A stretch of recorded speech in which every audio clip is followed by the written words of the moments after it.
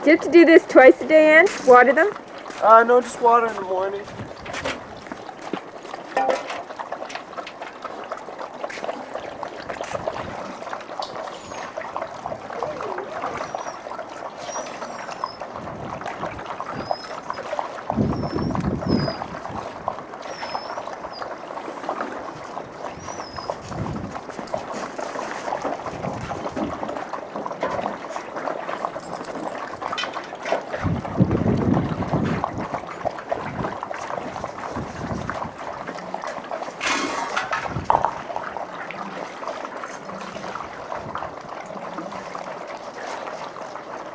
They really go for that water with a bit of meat in it.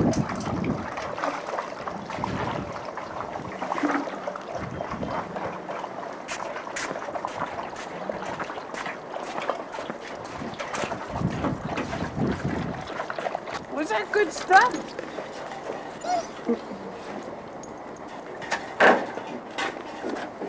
Was that good stuff, eh?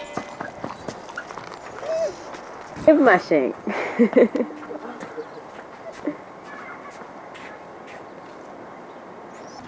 I thought maybe we could get a little background on the dogs.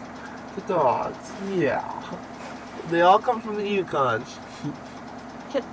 All of Alaskan bloodlines. Half of them are my breeding, and half of them I've bought along the way.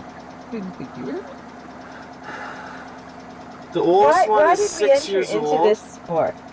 Why did we enter this labor-intensive sport? Why? Just hunt we get quite a charge out of it, no? Yes, yes. Definite rush value. Well, hit the high road.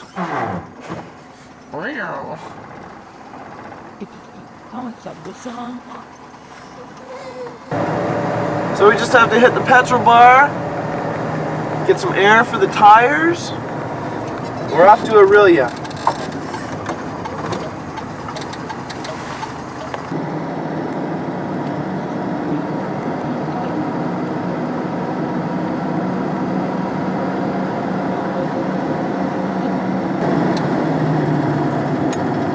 Seems funny to be recording something that's so ordinary. Yeah, doesn't it?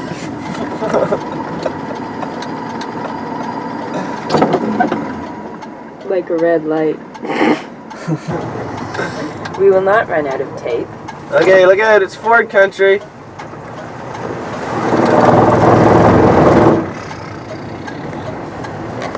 Sound of my clutch.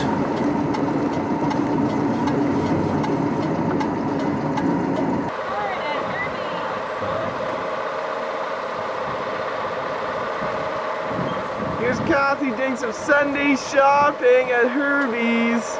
She got a 2-hour tape for only $17.88. What a deal! What a deal! Let's go. Well, I'll fill you in on the Bachelor day tomorrow. Tomorrow? Oh. Dr. John Eastmere, well, his aunt is involved with the Multiple Sclerosis Society, and she was organizing this Bachelor auction. And in her search for eligible bachelors, she happened across her nephew invited him to it, and he accepted. Well, the bachelor had to present a date package that would be auctioned off, with himself included in the date package, and then something original and sort of refreshing that would appeal to women to go out with them and pay good bucks to go out with them. So he got in contact with me about doing a dog sled trip for the afternoon. So I accepted. I figured it would be good for gas, and so we organized it all, and then. So what exactly is the deal? The deal? What do they get? Well, a dog sled trip, gourmet picnic lunch out in the bush, and then dinner at Maple Sands Lodge up in Halliburton, which John's brother Curtis owns and runs the lodge. So I went down on the evening of the auction and borrowed Curtis's old tuxedo is what I wore, with a new cummerbund and a new set of suspenders on. And I looked really sharp, very, very sharp. Burgundy tie, burgundy cummerbund, black tuxedo with the narrow lapels, and carnation. Very classy. And we had a gas at the bachelor auction. There's 1,200 screaming, aggressive females. I got goosed a few times. And then, unluckily for us, we were at the beginning of the auction before the ladies had really got into the swing of bidding. And we ended up going for $420 to this really lovely girl, Lorelei. Anyways, midway through the evening, or the latter half of the evening, we were approached by another pair of ladies who offered to buy us for the same price, which we should have upped the ante, but we decided to go for it. So we have 2 date packages running consecutively on the 28th and 29th of this month, which is tomorrow and the next day. Although John thinks it's the 27th and 28th. And he's a doctor. So, we are now on our way to get a sled to borrow for a couple of days so we can do this dog extravaganza. And we are going to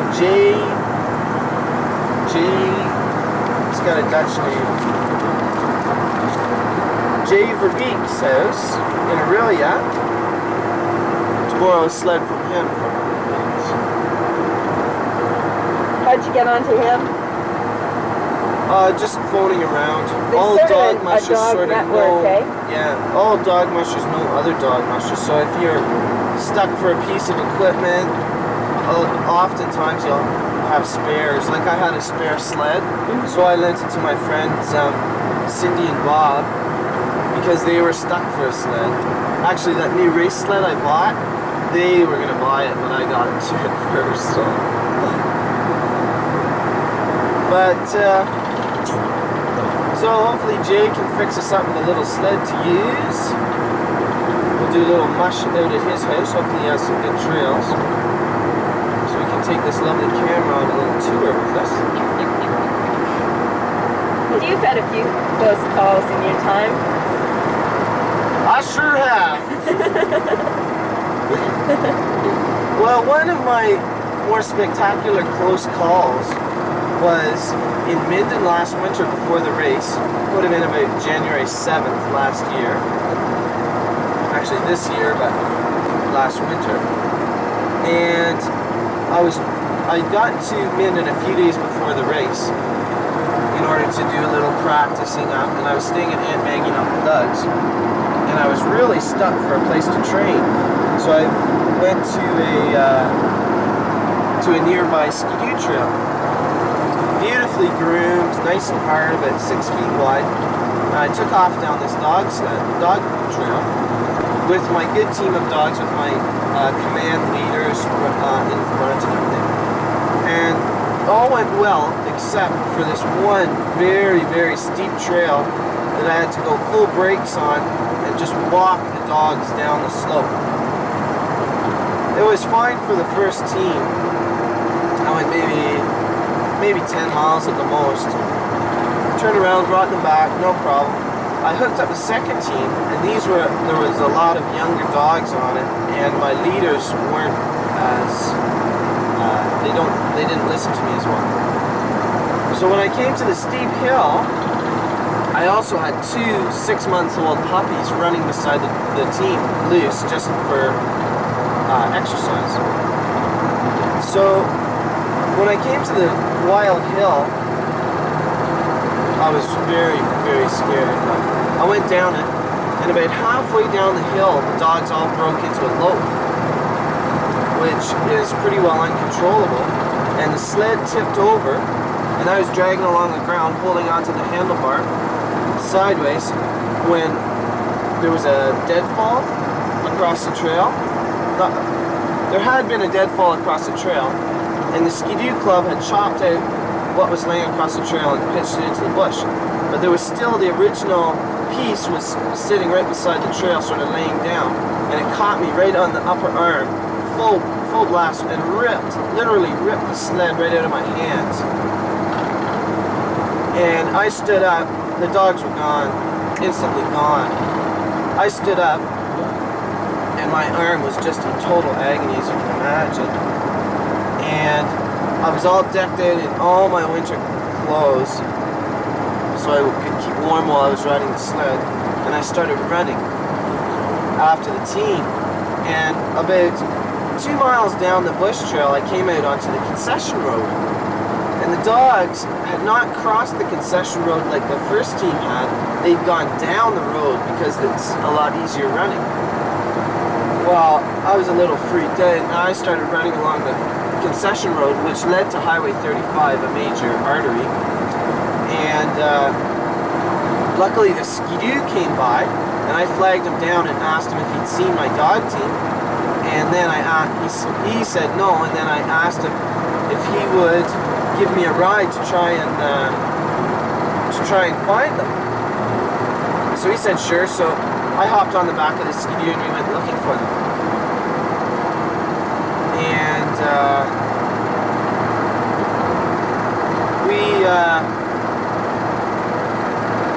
they'd gotten all the way to Highway 35, gone down Highway 35, and then back in the bush, right through these people's front yard, and then they got onto a trail that led into the bush. And I found the whole dog team tangled up in a barbed wire fence, but none of them were hurt, none of the lines were broken, the sled was still in one piece. So I turned them around and had to come back the trail that I'd gone down, running right beside Highway 35, right along the shoulder of the highway. And with the 2 pups running loose, which was really scary. One of the pups was running down the yellow line, double yellow lines, when 2 semi-trucks passed. And I figured there'd be a little husky pizza on the highway, but she survived, amazing.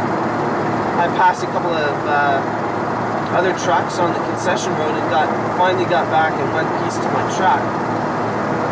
And with no dogs hurt, so I was very happy. But that was very close because I could have offed the whole 8 of the dogs at least. And I just about caught that log right in the face too. Here's our exit.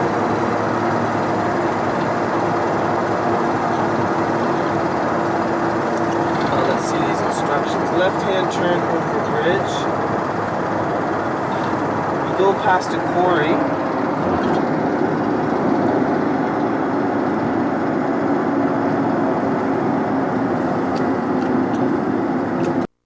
That's where all the dogs live. Andy. Donnybrook Kennels. What does Donnybrook mean, Andy? A Donnybrook is a wild barroom type hand-to-hand brawl. Oh. Now the sled comes off the shop.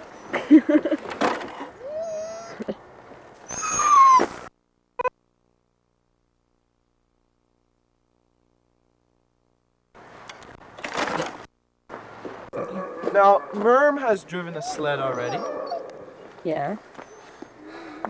and you'll be driving today. I'll be driving it today. Road crossings are the big hassle, though. How come? Just the danger involved, and a lot of times the dogs are a bit. It's not like a skidoo where you can just put the brakes on and stop. You know, it's a lot of times it's a bit on the uncontrollable side.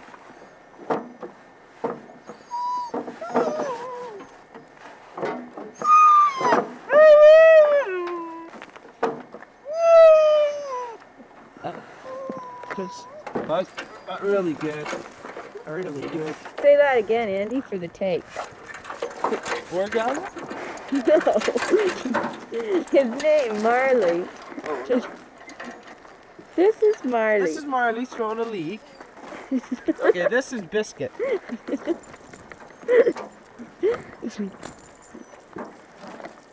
And what about her? How does she fit? How does she rate Biscuit? Biscuit is one of my number one dogs. You stay. Stay there. Stay there.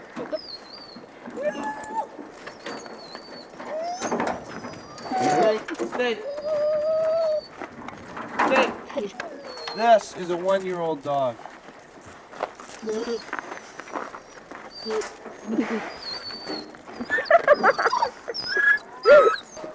Has Mom or Dad been out with you doing this before? They've watched me, but I feel terrible because I've never taken them for a ride.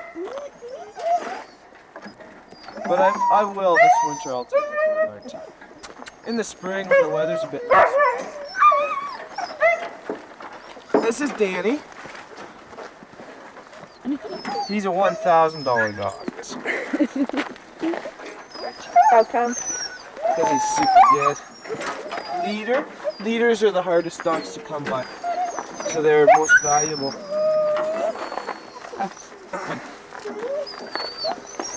And this dog, I can go take me wherever I want to go. Through streams or...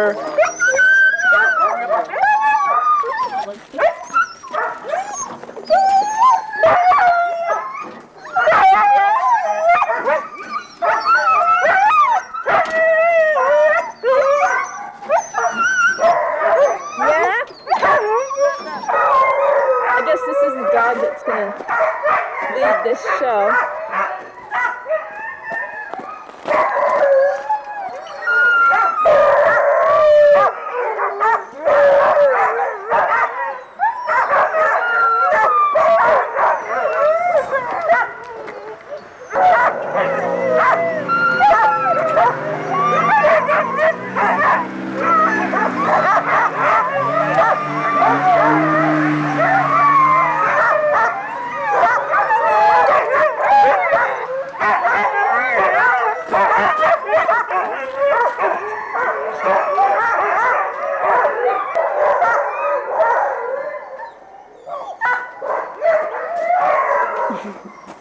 Did you get a shot of my fellow winter enthusiasts? Yeah.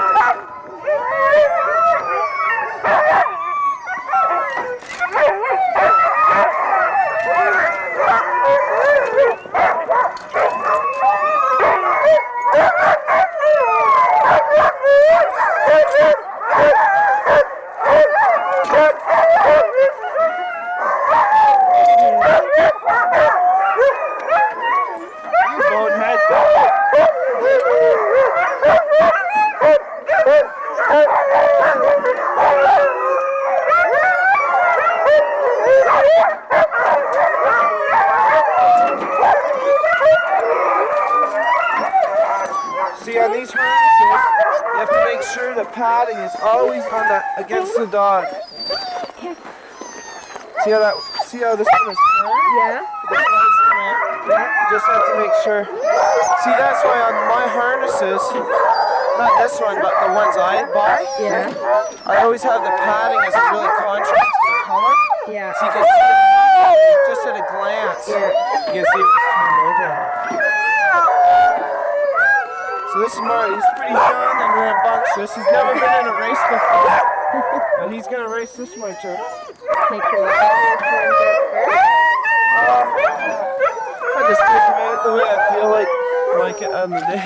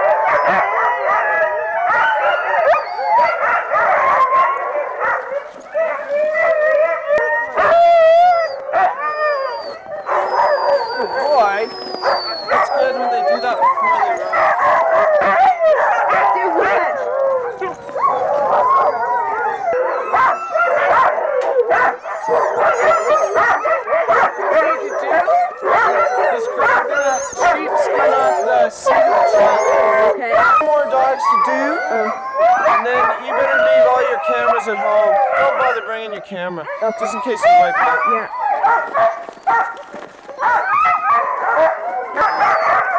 See, this dog has a small brain. Small brain? Lots of heart.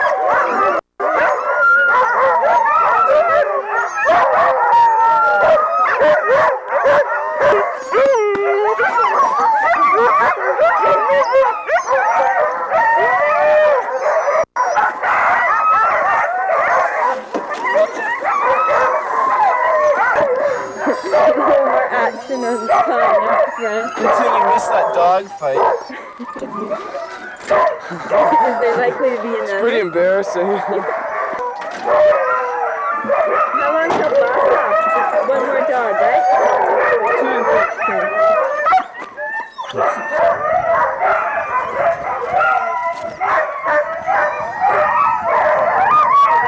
This is the son of the leader in that team. This is one of his sons, and this is a very, very superb dog.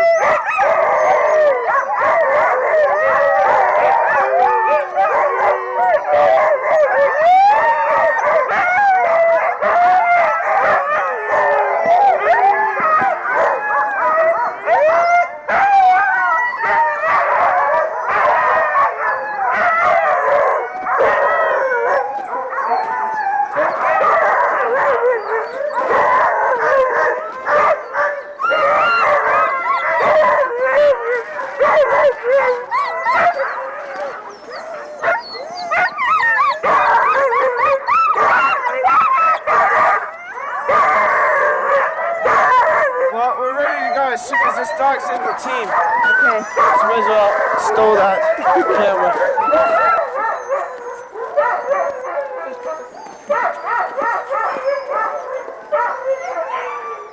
Maybe this will be a promotional take for you, Andy. Yeah, really. See, they're pretty well behaved. Yeah? Yeah.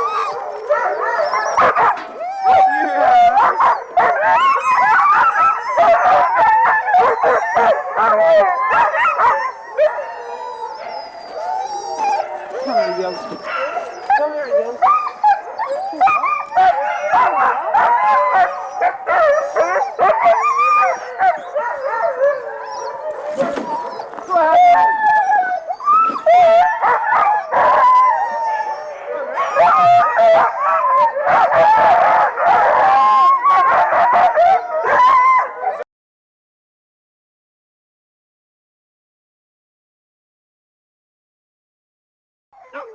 Here's the dog yard, and you can see Andy in the orange hat petting his dog, and is just hooking them up, and we're going to go out.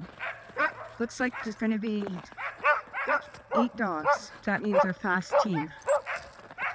For a run around before I hooked the dogs up, I didn't today. But Why is that? oh, he's just a super good leader, and then he sort of gets it all. Wanting to see his buds and everything, he gets it all out of them. Otherwise, they're on their houses most of the time. Right? This is their social occasion or whatever. Okay, go ahead. Go ahead. Stay there. Stay there.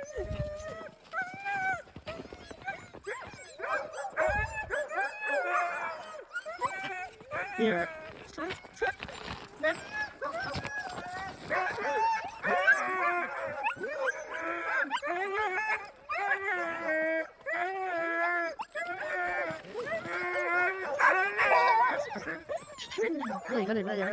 Really.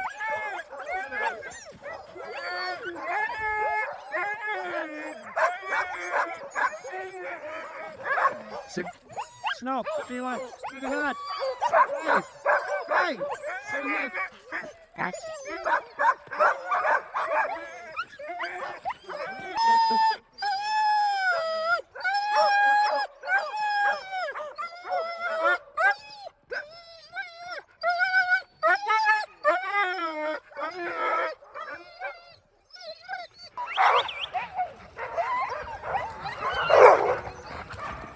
Here we go.